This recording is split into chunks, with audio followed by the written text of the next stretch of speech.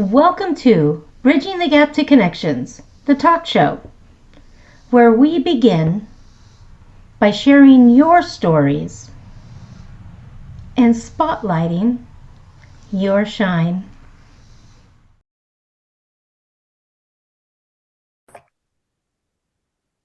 Hello, everyone. Welcome back to Bridging the Gap to Connections. This is Darla Williams here, and I am excited to share with you Karen Robinson. I had an opportunity a few months back to actually briefly connect with her and get to know a little bit about her. She has a huge empire that she is running right now, and in regards to helping women, coaching, doing speaking, and many other things. But let me go ahead and run across here and read her bio to you so that you get a little deeper understanding of who Karen is. Karen Robinson, she is, let's see, we've got an MSW, ACSW, LCSW, and CCTP 2 times, I believe. And Level 2. Is a best-selling author, therapist, coach, and international trauma recovery expert. Founder of Heal, Thrive, Dream Holistic Care, Inc., she empowers survivors to heal, thrive, and dream through therapy, coaching, retreats, and holistic programs rooted in her 6-pillar trauma healing framework and HTD Method. Welcome. I'm taking in some of that information going, oh, there's so much for us to dive into and talk about. Karen, there is. Welcome. Thank you so much for hosting me today. So I know that you spend a lot of time hosting other people. So today I'm sort of throwing you in the hot seat today and going, hey, come join me. Let's talk about you for a minute. So I want to know a little bit about you that people don't generally get to know, just something personal about you. Mm-hmm. Mm-hmm. Sure. So I can share a little bit of the hard part of me and the joy part of me. The hard part of me is I am also a complex trauma survivor. So in my work, I can bring both a personal and professional perspective. The joy part of me is I have an amazing family, three very precious children. I finally have a spouse who is supportive and kind and all the things. I also find a lot of joy through travel and adventure, and I am an avid reader. That's a bit about me. That is awesome. You know, a lot of times when we get onto these things, it's always just strictly business. Oh, well, let me just do the business. And it's always nice when we have a chance to actually get the refreshing opportunity to see who somebody is on a personal level. It's easier for us to connect with you when we know a little bit about you. So tell us a little bit about how you got into what is the name of your business again, and how you got into this. Yeah. So at this point in my career, I actually have a couple of businesses. The first one is Heal, Thrive, Dream. And under that program, I have one-on-one counseling, which is currently full. I'm happy to announce. I do a coaching program. It's called This Is Us, Healing from Trauma Together, and that's only for women. I have a dream club membership that's men and women, people that really want to work on their future and how they want it, how they can be more passionate about their future and excited about dreaming for it. I also have my podcast, Heal, Thrive, Dream, under that. And then Heal, Thrive, Dream Holistic Inc. is a new business for me. And this is where I am going to be promoting my public speaking, my healing retreats, and also my summit. Next year, I'm hosting 4 summits on different healing capabilities for trauma survivors so they can flourish. So that is some of what I do. That's absolutely incredible. I love meeting those who are Renaissance in the field. You know, here you are, you're a Renaissance woman. You could take it all. You're holding it all. You're carrying such a space where so many people say, oh, niche down. And you literally stepped out and said, no, I can do it all. I can do all of these different pieces that come together. And what a Oh, wow, what a blessing it is to meet someone else out there that is doing that and able to carry it. So tell us a little bit about what was that journey that got you into doing so much? Because it is an amazing accomplishment. I want to say that first. It's an amazing accomplishment of what you're actually holding and doing and keeping the space for. I so much appreciate the question. The reason that I have a purpose and passion around trauma recovery, which is not easy work, and most people just hearing it can agree with that, right? The reason it's my life's purpose is because I was that little girl in that traumatic, dysfunctional family system who just really wanted more. At first, I wanted out, if I'm going to be completely honest, which meant a suicide attempt at an early age. And when that didn't work, really made me think, oh, why is that? And maybe I'm out for something different. And then that later led to running away from home, which I ended up living with my aunt and uncle. They became guardians, and I worked really hard in school and got a full scholarship to universities, which really, saved my life in terms of having a purpose and a plan. It's certainly helpful if you have a scholarship, right, to achieve a dream. But along that path, I was assigned a caseworker as a teenager, and he was pretty ugly, meaning he accused me of doing drugs, he accused me of being promiscuous, and I was neither of those things. But I do want to say, if both of those things were true, I still would not have excused how he treated me. And I remember thinking during that time is like, if I get to work with kids and teenagers or anyone while they're suffering, I want to be more compassionate. I want to be kinder. I want to be non-judgmental. I want to instill hope in them. And so that really was one of the turns in my path, you could say, is having that negative experience. It really got me thinking about how I wanted to be different. And I really do think I am those things. When people hire me to be their therapist or their coach, I let them know that they can reach out to me at any time. Doesn't mean I'm available 24/7. It means I care to be there for them no matter what they're going through. And I do my best to get back to them as soon as I can. So in those moments when they're having a hard time, they know that I'm going to do my best to get them in as soon as possible, or that I'm going to respond in some way as soon as possible. That's super important to me. I actually really agree with you 100%. The importance of having a hotline is what I call it. When I talk to people, I say, you have my hotline. You got this direct number. Make sure you message me. I may not message right away because I may be in other calls, but being able to do that and have that space for people. I love what you're doing right there because you're actually opening up the space that if they're in a crisis, they know somebody's listening. I think that is key. What do you think in regards to what you're doing in your line of work? You're working with those who are in trauma, and trauma doesn't realize the importance of people's space, boundaries, or other things because they Right. have never had Not nine to any. five. So they need an outlet and a healthy place where they can go and drop in and know somebody's actually paying attention. So what pushed you in that direction that allowed you to know you needed to open the floor for that? Well, just my intuition, my inner wisdom. It felt like a no-brainer, and I get really confused when as therapists, even in school, we're taught you have to have these really tight boundaries and protect your time. And I mean, I agree with that to some extent. Like, I know I need to make time for self-care, and I've gotten better at that as of late. But also, it doesn't seem very caring to say, oh, I care about you, but I only care about you 50 minutes a week during our session time together. Like, it just doesn't resonate with me.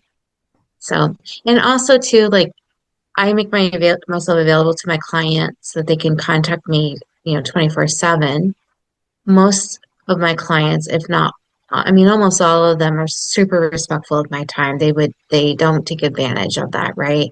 And the clients that do feel kind of needy and are reaching out all the time, at all odds are. We have conversations about that. Like, one, am I your only support system? And we need to work on that. You need other supports in your life. Because what if I'm in Tahiti and I don't have reception, right? So, just as an example, so we need to work at expanding their systems of support. I hope I answered your question.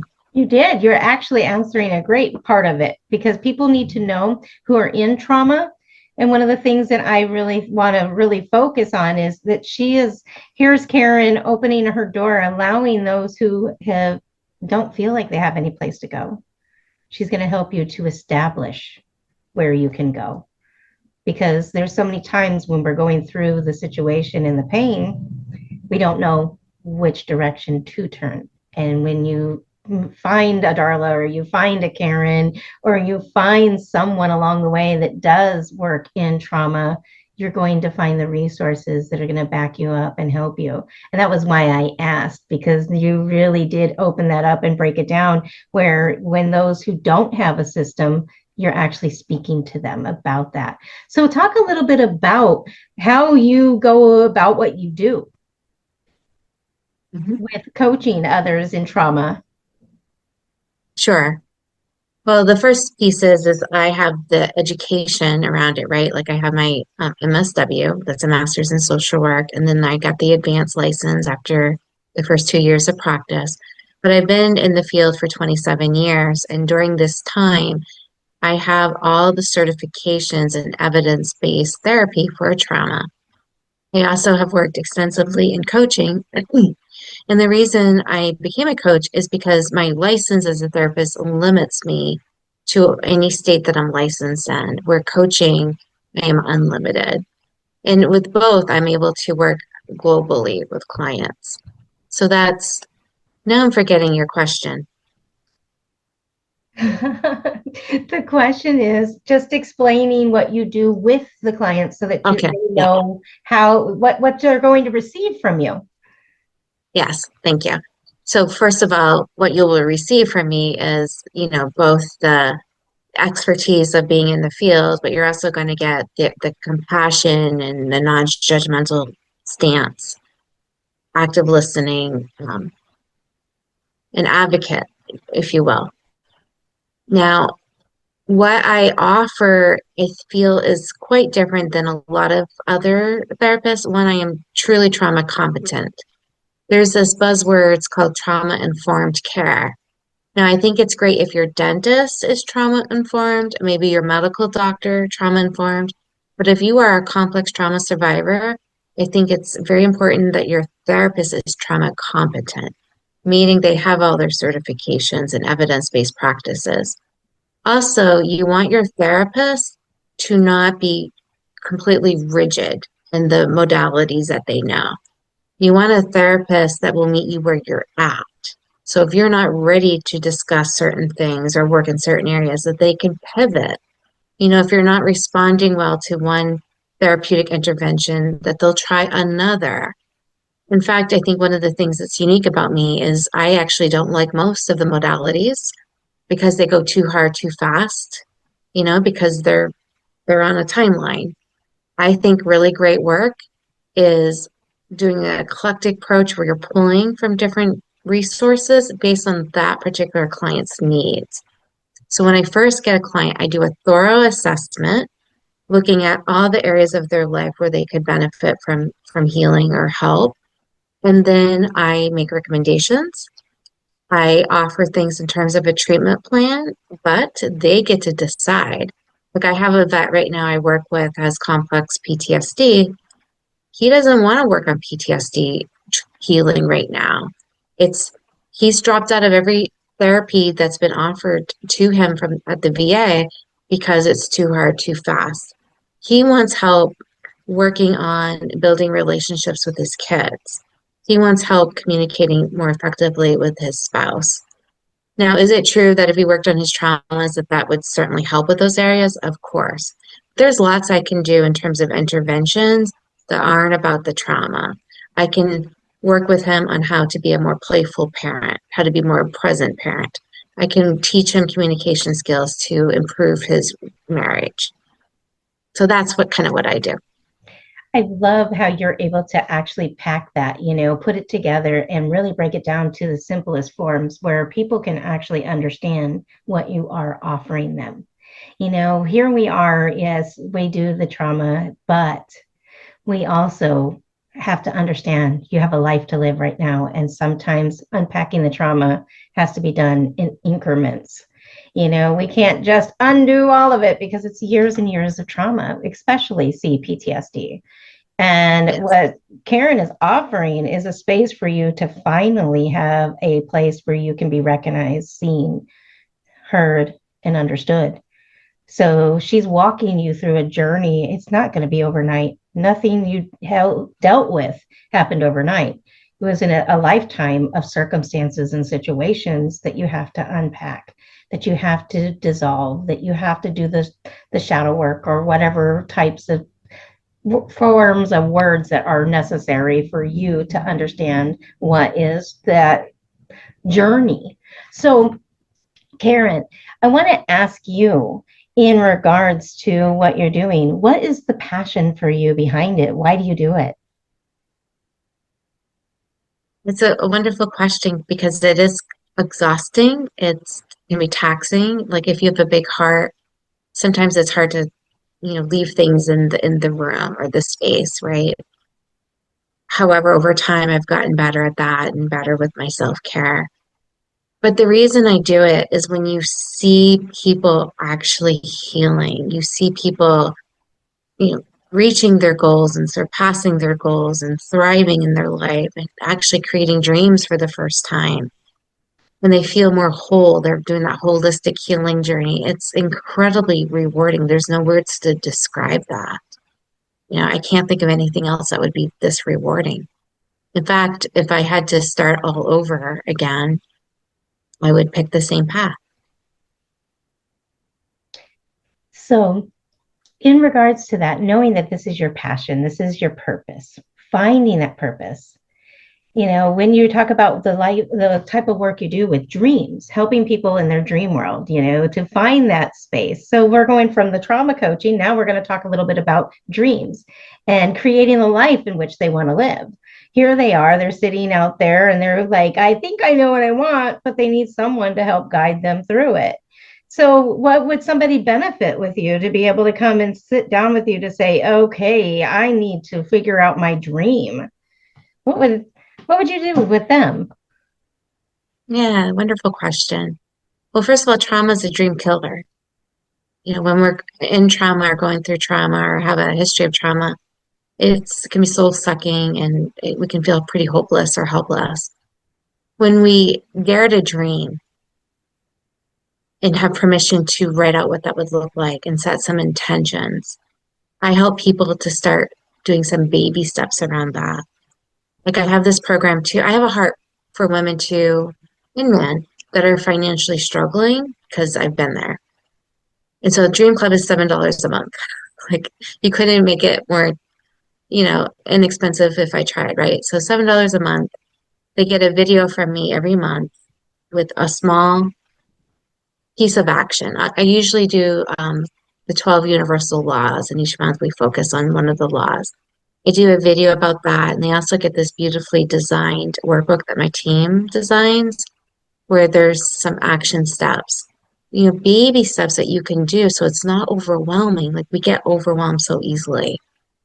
With the baby steps, you can actually see your progress each and every month. So that's kind of a little snapshot of what I do at Dream Club. But we also work on our creativity. We work on visualization skills. We work on setting intentions. And each month you're doing some action steps. Wow. So that's a little bit more, guys, on that. But I want to also dive into how in the world did you get into the world of speaking and retreats? I mean, because those two, those sort of pair together, because you're working with the people in a bigger group setting. So I want to just sort of make sure that we have time to talk about that. Here you are, you're a speaker. You help put together a ton of workshops and group settings where people are coming and talking and sharing their stories. So tell us a little bit about that. Hmm. Yeah, I don't think I ever intended to be a speaker. I think starting my own podcast, that opened up the door. And then it's easier to have a larger impact if you're sharing your story, but also sharing your expertise and services. So it just sort of naturally kind of happened. It was next level. And I'm really upping my game. Like I'm the president of my Toastmasters chapter this year. It's called World of Difference. It's the Toastmasters Club for coaches and authors and speakers. So it's really fun. And then I'm in two other speaking programs, trying to just get better and better with my messaging. So that's how that happened. And what was the second part of your question? You know this, Durla, but maybe for people listening, when you're a trauma survivor, if someone asks you a multi-tasked question, you can only remember a piece of it at a time sometimes. So I'm sorry for that. No, you're fine. No, that's fine. I will try and remember that too when we're talking. However, what the second part of that was in regards to Oh, retreats. retreats. Yeah. I was like, oh, I remember now. Retreats is my favorite thing. So I'm so sorry for me that I forgot that for a minute. Um, Retreats has always been a dream of mine, but when I first started thinking about what I would offer and how I would plan, it got really overwhelming, right? And so then I started going to other people's retreats so I could kind of get a sense on how they run it. And also my business coach, she has a certification program on women leaders that want to lead retreats. And we work on a certification on a retreat. I'm like, oh my gosh, this makes me so happy. So her name is Katerina Rando. If you look her up, make sure you tell her that I mentioned her because she also is very generous with commissions, right? Which helps me tremendously too. So the retreat piece, so it was what's been helpful for me to actually get going is having Katerina being my coach. And then the other piece is I have a travel partner, a business partner. And because I got really overwhelmed with the logistics. Because when you have clients every hour, like trying to work on planning things can be challenging. So in Katerina's community, I met this beautiful woman. Her name is Stephanie Flanders Martin, and she owns a travel boutique. Okay. Nice. So she does the logistics for me, but better yet, she's amazing. She's also a health coach. She's a trauma-informed yoga instructor, and she does meditation. So now when we do retreats together, she's doing the logistics and she's doing like the morning and evening rituals on our retreats because that's her wheelhouse. So she does very well with grounding people. And then I'm going to offer the therapeutic pieces of the retreat. You know, depending on the theme of the retreat, I'm going to be offering different things because I'm also now certified in energy healing. And I also have my certification in somatic healing practices. So there's going to be movement, okay, on the retreats. And both of us together, we plan the tours and the adventures. So our retreats are not only healing and therapeutic, and also, by the way, because I'm a therapist, those who have health savings accounts, you can pay for your retreats pre-tax is one of the things I can offer. Oh, So wow. anyway, our healing retreats are holistic in nature, adventurous, fun, playful, and super duper healing. Yeah.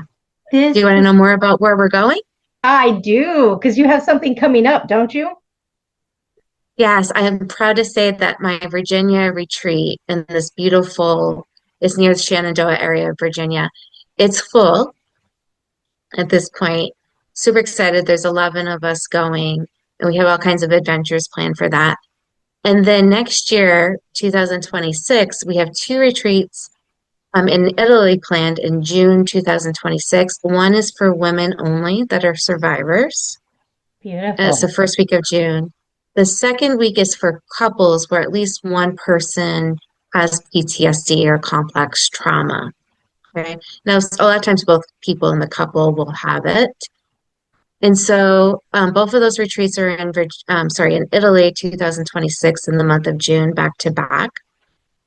Also, I'm doing another separate retreat in the fall with Stephanie. Everything's with Stephanie. In the fall, we're doing it on the coast of Oregon, just for women. At a beautiful bed and breakfast, super VIP. 2027. So far, we just have a couples retreat planned, but that's going to be in Egypt. We will be doing things for Ooh. women as well. They're just not booked yet. And then 2028 is my seventh continent. And my goal, my dream is to have retreats in all seven continents. So we're planning January of 2028 to take a cruise for couples in Antarctica. And I will be offering women the same thing, maybe not in the same year. An Antarctica cruise takes off or launches out of Buenos Aires. So that's my sixth continent, South America. How Anyway, retreats is going to absolutely, be, I'm sorry. I'm all no, excited for you. This is just thank a you. dream in itself, like I have a very similar, we definitely need to talk outside of this again because I need some help. Now I just need a little direction. I might have to come and book with you for a couple sessions or something to get some deeper Absolutely. understanding of some things for my dream. Oh my gosh, I didn't realize how aligned we really are. Like, I want to add one more piece though. A lot of people think that retreats are just a dream that they can't attend because they cost more. Especially if you're trying to do a VIP service, they cost more. And so what the beautiful thing that Stephanie and I have set up are payment plans for people. So if you can't afford a retreat this year, well, maybe you can next year if you have a payment plan. If even 2026 feels out of reach, well, you can start a payment plan for 2027. And if you're paying a little bit each month, then it becomes more possible. In fact, when I book retreats with other providers, I only retreat with people that let me do a payment plan because I live on a budget. So, but if I do a payment plan, I'm like, oh my gosh, I can go anywhere. It's exactly, an amazing exactly. feeling.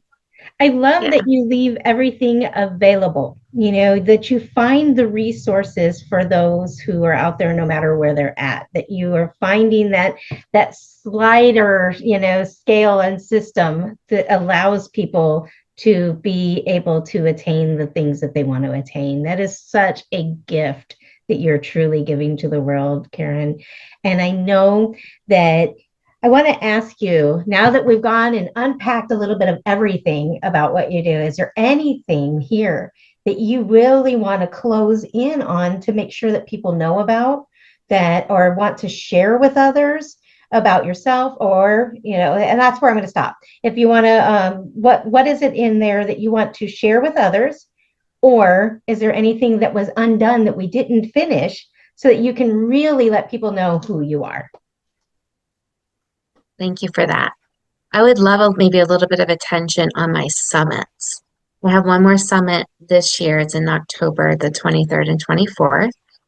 And I am full with speaking slots for this particular summit. I'm still looking for sponsorships. The sponsorships helps with ad spend. Ad spend, for those of you who don't know, is incredibly expensive. So I would like more help with ads because it gives me a larger reach. I started placing ads for the last summit and it grew exponentially because of that. Also, sponsorships means that I can provide more scholarships for women who don't have the financial means yet for my treatment programs. That helps with that. And I'm also looking for both speakers and sponsors for my summits next year. We have 4 summits planned for next year, and there's opportunity to speak, sponsor, and help out in any kind of way. So Now, thank you for that. are those in person or are they online? Sure. My 4 summits for my business are all virtual. I am sponsoring a summit at my church. I attend a non-denominational church. We have a summit planned in February 2026 for survivors of religious trauma. Also, I'm sponsoring a retreat that is, I'm sorry, a summit. No, that's wrong.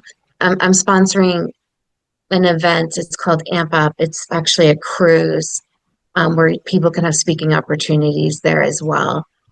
But that's not quite a summit situation. That is just in everything that you're doing right now is just absolutely extraordinary, just so you know. You have Thank you. really taken and harnessed. And, you know, what I want to share with everybody is what she said at the beginning is she herself was a complex PTSD survivor. You know, she had multiple things that happened in her own life, and she learned how to work through it, redevelop her life, redesign who she was so that she can be here for others. That is a huge, huge accomplishment. And I know that because I'm in my journey as well. So I really do respect and love Karen for what she does, who she is, and why she is out there doing what she's doing in the world. Is there anything you would like to leave with the people? You know, what kind of just a bit of information that you'd like to share? If there was just words of affirmations or words of something you'd love to give to another, how would you like to empower others today? My intuition said first, don't give up. Like giving up is so easy. Like if you're just exhausted and I've tried so many things to try to heal, it's so easy to give up. Don't give up. Encourage yourself to dream. Think about a baby step that you could do today that would make tomorrow better. Believe that you're worthy of healing. Believe that you're worthy of finding pockets of joy in your life. So thank you. Thank you, everyone, for showing up today on another episode of Bridging the Gap to Connections. Until next time, bye for now.